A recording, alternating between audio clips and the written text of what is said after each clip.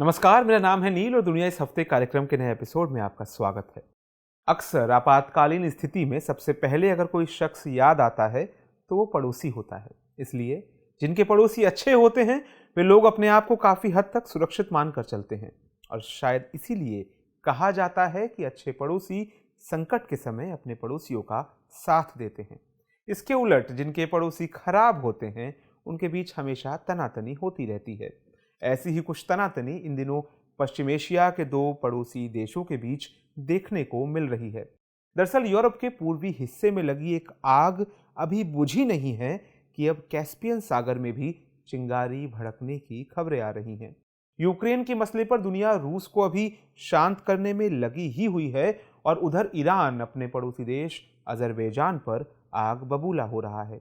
आलम यह है कि कई अंतर्राष्ट्रीय राजनीति के जानकार इसे दोनों देशों के बीच युद्ध होने का संकेत मान रहे हैं। इसी से सवाल निकल कर आता है कि ऐसी क्या बात है जिसे लेकर ईरान अजरबैजान पर भड़का हुआ है। वे कौन से मुद्दे हैं जिनकी वजह से दोनों देशों के बीच तनाव बना हुआ है, और इन सबसे भी बड़ा सवाल ये कि आखिर दुनिया क्यों कह रही है कि ईरान और अजरबैजान के बीच युद्ध हो सकता है। एक एक करके इन सवालों के जवाब तलाशेंगे, मगर सबसे पहले दोनों देशों के बीच तनाव के हालिया कारणों को जान लेते हैं। असल में हाल के महीनों में ईरान और अजरबैजान के बीच लगातार तनाव बढ़ा है। दोनों देशों के बीच तनाव बढ़ाने वाली घटनाओं में अब आए दिन इजाफा होने लगा है। जनवरी महीने में ईरान में अजरबैजान के दूतावास पर एक शख्स ने हमला कर दिया था। इस हमले में दूतावास के सुरक्षा प्रमुख की हत्या के अलावा कई लोग घायल हुए थे। इसके लिए अजरबैजान ने ईरान को दोषी ठहराया था। हालांकि इस पर ईरान ने कहा था कि यह घटना व्यक्तिगत उद्देश्यों के लिए एक अकेले बंदूकधारी द्वारा की गई है और इससे ईरान का कोई लेना देना नहीं है, इसलिए दोनों देशों के राजनयिक संबंध प्रभावित नहीं होने चाहिए। लेकिन अजरबैजानी राष्ट्रपति इल्हाम अलीयेव ने इसे आतंकवादी हमला बताते हुए अपने दूतावास को बंद कर दिया।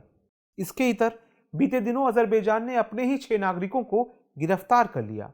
उन पर ईरानी गुप्त एजेंसियों से जुड़े होने और तख्तापलट करने की साजिश करने का आरोप लगाया गया है। साथ ही ईरानी राजदूत को तलब करते हुए अजरबैजान ने ईरानी दूतावास के 4 अधिकारियों को उनकी गतिविधियों के चलते प्रतिबंधित कर दिया। अजरबैजानी सरकार के मुताबिक इनकी गतिविधियां राजनयिक कामों से असंगत पाई गई हैं। ये साल 1961 के वियना कन्वेंशन ऑन डिप्लोमेसी का भी उल्लंघन कर रहे थे। इसके बाद इन अधिकारियों को 48 घंटों के भीतर अजरबैजान के क्षेत्र को छोड़ने के लिए कहा गया था। इसके अलावा अजरबैजान ने नागोर्नो काराबाख को लेकर भी आर्मेनिया का समर्थन करने के लिए ईरान की आलोचना की है। उधर ईरान ने भी अजरबैजान पर अपनी उत्तर पश्चिमी सीमा के भीतर अलगाववादी भावना भड़काने का आरोप लगाया है। ये तो हुआ हालिया मसला। अब अगले सवाल पर आते हैं कि इन दोनों पड़ोसियों के बीच तनाव के बिंदु क्या हैं। असल में दोनों देशों के बीच द्विपक्षीय संबंधों में विवाद के सभी बिंदुओं के बावजूद ईरान को जो बात सबसे ज्यादा चिढ़ा रही है वो शायद अजरबैजान और इजराइल के बीच तेजी से बढ़ते रिश्ते हैं। बीते महीने अजरबैजानी विदेश मंत्री जेहन बायरामोव द्वारा इजराइल में अपने देश के दूतावास का उद्घाटन किया गया था। साथ ही दोनों देशों के शीर्ष राजनयिकों ने एक प्रेस कॉन्फ्रेंस में ईरान के खिलाफ एक संयुक्त मोर्चा बनाने पर भी चर्चा की थी। इस पर ईरान ने कड़ी आपत्ति जताते हुए अजरबैजान को चेतावनी दी थी। दरअसल ईरान और इजराइल एक दूसरे के कट्टर दुश्मन माने जाते हैं। साल 1979 में ईरान की क्रांति ने कट्टरपंथियों को सत्ता में आने के मौके के बाद से ईरानी नेता इजराइल को मिटाने की बात करते रहे हैं। वहीं इजराइल भी ईरान को खतरा मानता है। इजराइल ने हमेशा ईरान के परमाणु हथियारों के खिलाफ आवाज बुलंद की है। साथ ही ईरान अपने यहाँ अन्य तमाम हमलों के अलावा साइबर हमलों के लिए अक्सर इजराइल को जिम्मेदार ठहराता रहा है। अभी कुछ दिनों पहले ही सीरिया में संदिग्ध इजरायली हवाई हमलों में 2 ईरानी सैन्य सलाहकारों के मारे जाने की खबरें आई थी। खैर, इन दोनों के रिश्तों पर हम किसी और एपिसोड में विस्तार से बात करेंगे। अभी हम ईरान और अजरबैजान की बात पर वापस आते हैं। जैसे ईरान अपने पड़ोसी के साथ इजराइल के संबंधों को लेकर चिंतित है, वैसे ही एक और देश है जिसे लेकर भी वो अजरबैजान से खफा रहता है। इस देश का नाम तुर्की है। अजरबैजान और तुर्की अच्छे दोस्त माने जाते हैं, लेकिन तुर्की और ईरान की ऐतिहासिक रूप से आपस में नहीं बनती है। हालांकि अब इनके बीच दोस्ती की खबरें आने लगी हैं, लेकिन ये कब दुश्मनी की सुर्खियां बन जाएंगी कह नहीं सकते। इधर ईरान अजरबैजान और आर्मेनिया के तनाव के कारण भी चिंता में रहता है, क्योंकि वो आर्मेनिया का समर्थन करता है और अपनी उत्तरी सीमा पर संघर्ष नहीं देखना चाहता। इसके अलावा ईरान को चिंता है कि ईरान में अज़ेरी अल्पसंख्यक सीमा पार किसी भी तरह के संघर्ष से प्रभावित होंगे। अच्छा, आपको एक दिलचस्प पहेली बताते हैं। पहेली यह है कि ईरान के रूस के साथ मधुर संबंध हैं और रूस और ईरान दोनों के तुर्की के साथ अच्छे संबंध हैं। तुर्की अजरबैजान का अहम सहयोगी है, वहीं तुर्की और अजरबैजान के आर्मेनिया के साथ कड़वे रिश्ते हैं, जबकि ईरान आर्मेनिया का सहयोगी है। इसलिए अजरबैजान की बढ़ती संपत्ति, शक्ति और क्षेत्र में प्रभाव के बारे में ईरान हमेशा से चिंतित रहा है। अब आपके मन में अजरबैजान, आर्मेनिया और ईरान के त्रिकोण को लेकर सवाल आ रहा होगा। दरअसल अजरबैजान में एक क्षेत्र नागोर्नो काराबाख है जो खुद को एक देश मानता है। हालांकि आज तक किसी देश ने इसको मान्यता नहीं दी है। वहीं अजरबैजान इसे अपना अभिन्न अंग मानता है। अंतर्राष्ट्रीय स्तर पर बेशक इसे अजरबैजान के हिस्से के तौर पर ही जाना जाता है, लेकिन यहाँ अधिकतर आबादी आर्मेनियाई है, इसलिए आर्मेनिया इसको हर संभव मदद देता है। इस वजह से आर्मेनिया और अजरबैजान के बीच दुश्मनी है। इस दुश्मनी में ईरान आर्मेनिया का साथ देता है। दुश्मनी की मिसाल ये कि नागोर्नो काराबाख के मुद्दे पर दोनों देश कई बार आमने सामने आ चुके हैं। साल 2020 में दोनों देशों में इसे लेकर युद्ध भी हो चुका है, जिसमें जान माल और दोनों देशों की हानि हुई थी। वहीं ईरान के उत्तर पश्चिमी क्षेत्र की आबादी अजरबैजानी मूल की है, जिसे अज़ेरी कहा जाता है। ये अज़ेरी ईरान में रहते हुए काफ़ी हद तक भावनात्मक रूप से अजरबैजान से जुड़ते हैं। इन भावनाओं को भड़काने में अजरबैजान भी अपनी भूमिका निभाता है।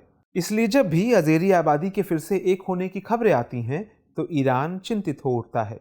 यही वजह है कि ईरान अजरबैजान और इजराइल के बीच के रिश्ते को ईरान विरोध के रूप में देखता है। अब आते हैं अगले सवाल पर, जिसकी ओर जानकार इशारा कर रहे हैं कि क्या अजरबैजान और ईरान युद्ध की ओर बढ़ रहे हैं। तो इसमें कोई दो राय नहीं कि दोनों देशों के बीच तेजी से सैन्य तनाव बढ़ रहा है। ईरान के IRGC यानी इस्लामिक रेवोल्यूशनरी गार्ड कॉर्प्स और ईरान की सेना दोनों ने देश के उत्तर पश्चिमी हिस्सों यानी अजरबैजान की सीमा के पास लगातार कई उच्च स्तरीय युद्धाभ्यास आयोजित किए हैं। इसमें जमीन और हवाई क्षमताओं का भी बड़े स्तर पर प्रदर्शन किया गया। यहाँ सबसे गंभीर मामला पिछले साल अक्टूबर में आया था। इस समय IRGC ने पहली बार अरास नदी के एक हिस्से पर पॉन्टून पुल का निर्माण किया था। ये पुल ईरान और अजरबैजान के बीच सीमा के कुछ हिस्सों को चिन्हित करता है। इसके कुछ दिन बाद ईरान के विदेश मंत्री हुसैन अमीरबदुल्लाहिया ने आर्मेनिया के दक्षिणी प्रांत स्यूनिक का दौरा किया था। साथ ही यहाँ अपना एक वाणिज्य दूतावास का उद्घाटन करने के बाद कहा कि आर्मेनियाई सुरक्षा ईरानी सुरक्षा के बराबर है। इसे अजरबैजान और तुर्की को सीधा संदेश भेजने के तौर पर देखा गया।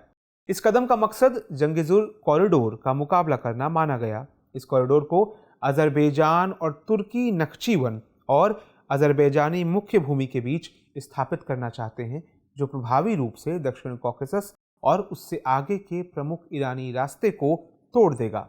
इसलिए ऐसा माना जा रहा है कि दोनों देशों के बीच आने वाले समय में सशस्त्र संघर्ष देखने को मिल सकता है। हालांकि विश्लेषक दोनों देशों के बीच गंभीर तनाव के बावजूद भी मानते हैं कि ऐसे कई कारक हैं जो सैन्य संघर्ष को रोक सकते हैं।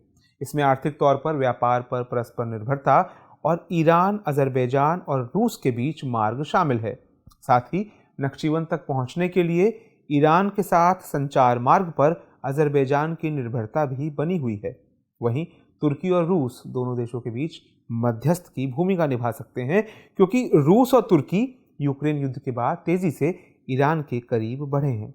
लिहाजा यही कहा जा सकता है कि दोनों देश युद्ध के मैदान में आएंगे। इसकी उम्मीद थोड़ी कम नजर आती है, लेकिन युद्ध होगा ही नहीं, इस बात से भी इनकार नहीं किया जा सकता। तो आज की चर्चा में इतना ही। नोट कर लेते हैं आज का सवाल। ईरान और अजरबैजान के बीच तनाव के मुद्दों को रेखांकित करते हुए संभावित समाधानों पर चर्चा कीजिए।